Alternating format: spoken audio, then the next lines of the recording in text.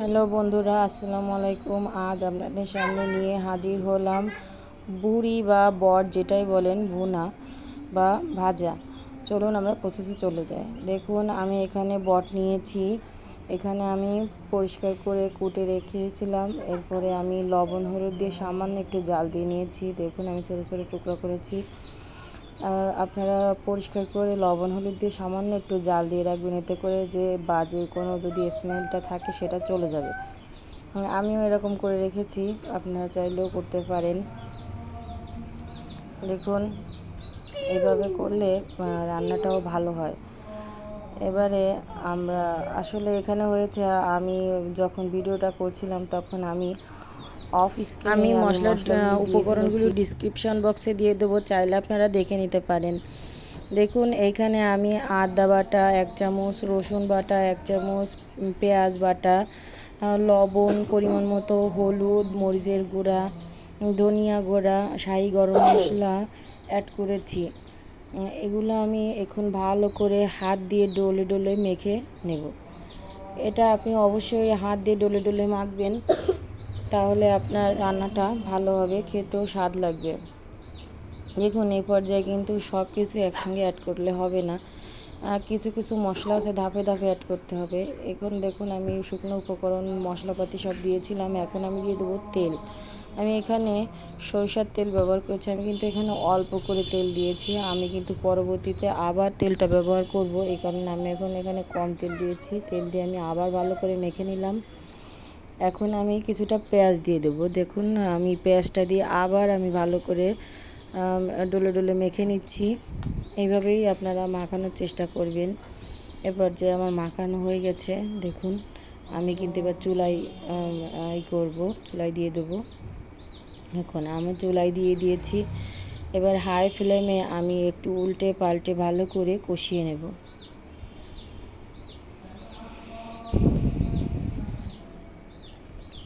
দেখুন, আপনারা দেখলেই বুঝতে পারবেন কীভাবে কষাচ্ছি। এই যে আমার কষানোটা হয়ে গেছে, আপনারা দেখতেই পাচ্ছেন আমার পাতিলের তলানির দিকটাতে একটু একটু লেগে এসেছে। এই পর্যায়ে আমি দিয়ে দেবো কুসুম গরম পানি।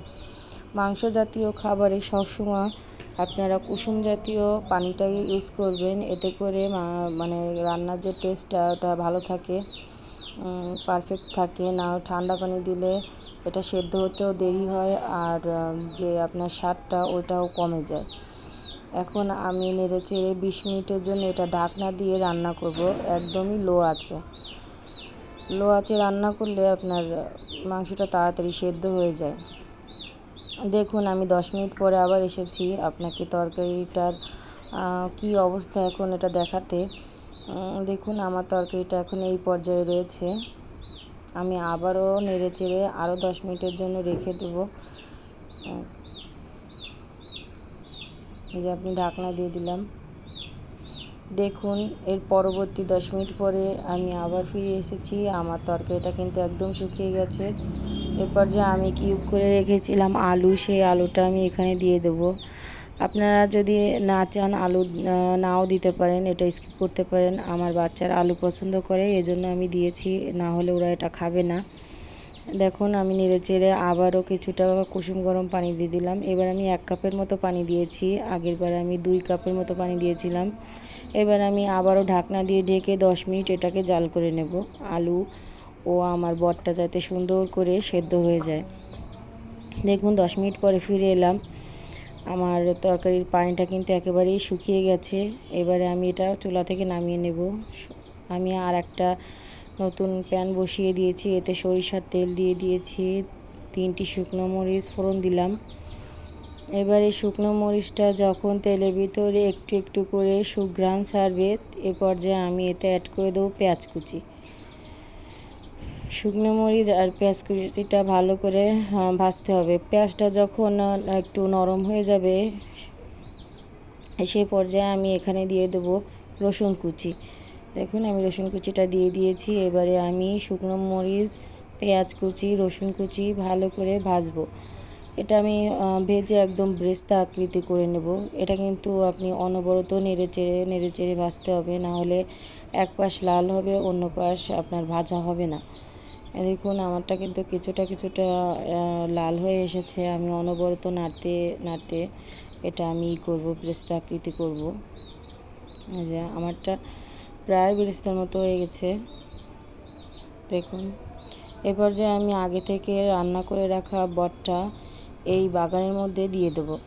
যখন আপনারা বাগানের মধ্যে বটটা দিবেন তখন সঙ্গে সঙ্গে ঢাকনা দিয়ে ঢেকে দিবেন, কারণ যাতে আপনার তরকারির ভিতর বাগারের যে ঘ্রাণটা সুঘ্রাণ এটা যাতে খুব ভালো করে ঢুকে যেতে পারে। দেখুন 5 মিনিট পরে আবারও খুললাম ঢাকনাটা।